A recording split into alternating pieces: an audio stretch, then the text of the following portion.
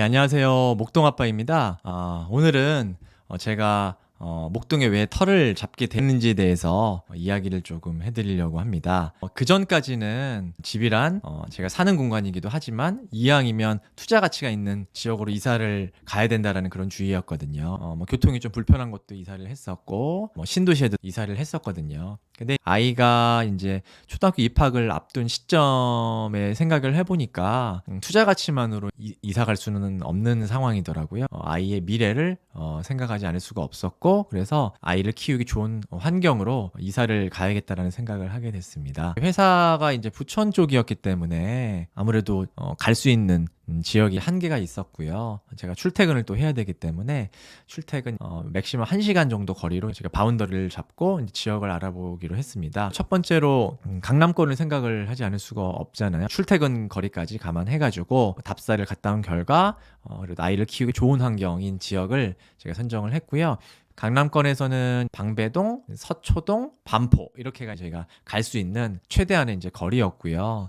이제 동부 이촌동 이렇게 알아보게 되었습니다. 그 다음에 가까운 곳에는 여의도, 뭐 목동, 그래서 각 지역을 다 임장을 다녀오고 주변 환경을 다 조사를 하기 시작했고요. 첫 번째로 동부 이촌동 같은 경우는 배산 임수 지역이잖아요. 그래서 거주 환경이 굉장히 좋고 약간 조용한 분위기, 제가 굉장히 좀 좋아하는 스타일의 지역이거든요. 한적하고 이런 걸 제가 좀 좋아하기 때문에 동부 이촌동 마음에 좀 들었는데 일단 회사에서 자차로 이동을 해야 될 것 같아서 출퇴근 시간에는 1시간이 조금 넘게 걸릴 것 같더라고요. 그리고 일단 학원가가 별로 없어서 그쪽에서도 이제 대치동 쪽으로 많이 넘어간다라고 하더라고요. 그리고 그쪽은 유학 가는 친구들이 이제 많아가지고 중학교 이상 학군부터는 형성이 잘 되어 있지는 않은 것 같았어요. 그다음에 강남권 같은 경우는 대치동 쪽은 이제 회사에서 너무 멀어가지고 1시간 한 2, 30분 걸릴 것 같더라고요. 그래서 배제를 했고 후보지로는 이제 반포나 방배나 서초동 이렇게 이제 알아보게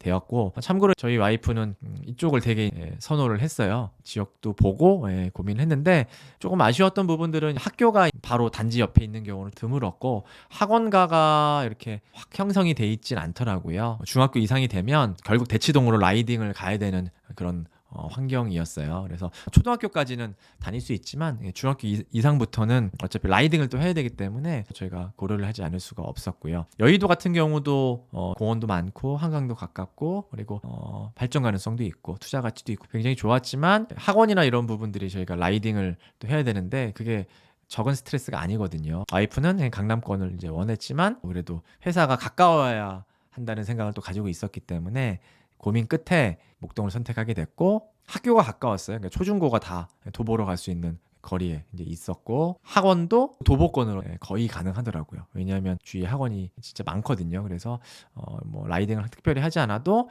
원하는 퀄리티의 학원을 또 선택할 수 있다라는 것이 이제 장점이었고 또 회사도 이제 가깝다라는 생각을 했었고 재건축 투자 가치도 있었기 때문에 자녀를 이런 환경에서 기르다 보면 언젠가는 재건축도 되는 날이 이제 오지 않을까 라는 생각으로 장기 투자 겸 장기 실거주 생각으로 여기 들어오게 되었습니다. 저희 와이프는 이제 반포 쪽으로 이사를 가기를 간절히 원했었거든요.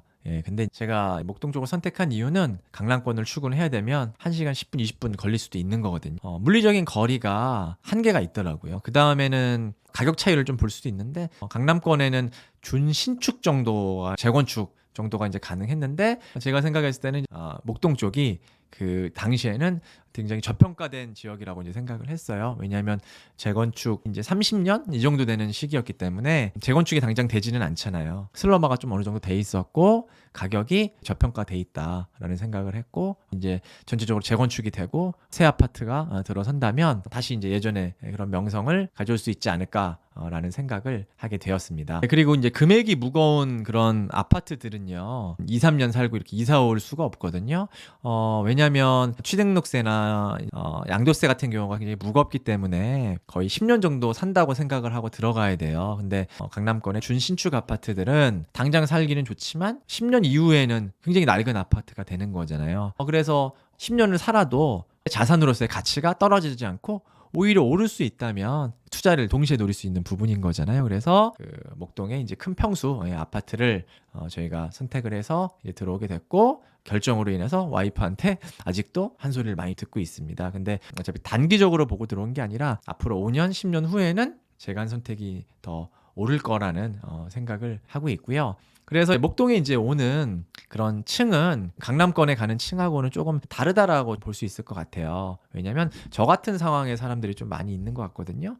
왜냐하면 학군을 중요하게 생각하는 가정의 경우는 갈 수 있는 선택지가 그렇게 많지는 않거든요. 강남권도 학군이 좋은 선택지가 될 수 있겠죠. 근데 서쪽 지역에 있는 경기도라든지 인천이라든지 그쪽에 있는 지역에서는 분명히 출퇴근이 어려운 지역입니다. 그래서 여기 있는 분들이 이제 인천권, 부천권, 광명권, 일산권 이런 쪽에 있는 층을 많이 흡수를 하는 것 같습니다. 목동에 들어오게 된 이야기에 대해서 말씀드렸고요. 목동은 강남권과는 다른 수요층을 가지고 있는 그런 지역이다라는 말씀을 드리고 싶고요. 처음에 왔을 때는 뭐 주차 문제라던가 적응이 잘 안 됐지만 지금은 적응을 하고 잘 살고 있습니다. 이 목동의 자세한 지역적인 분석하고 학군 이야기는 제가 다음 영상에 담기로 하고요. 오늘 이야기는 여기서 마무리하도록 하겠습니다. 행복한 하루 되시고요. 지금까지 목동 아빠였습니다. 구독과 좋아요 부탁드리겠습니다. 감사합니다.